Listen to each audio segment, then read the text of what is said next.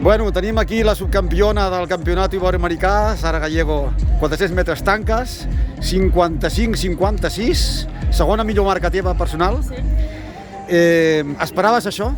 No, la veritat és que sabia que estava en forma perquè m'he estat entrenant molt bé i veient la pista coberta molt bona, amb la qual sabíem que ens esperàvem coses bones aquest aire lliure, però jo no pensava començar amb una cursa obrint temporada per sota del 56, era el que no m'esperava, amb la qual crec que m'emporto això, vaig amb més motivació per l'aire lliure que queda i com et dic, molt contenta. Algun objectiu de cara a les properes competicions, Mundial, Campionat d'Europa? Home, jo crec que ara amb això, jo crec que hauríem d'estar lluitant per estar a la final del Campionat d'Europa.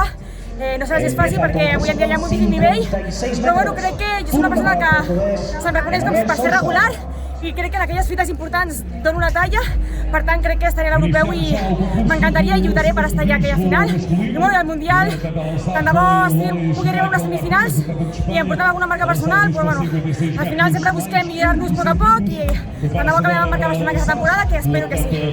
Doncs molta sort, gràcies. Moltíssimes gràcies.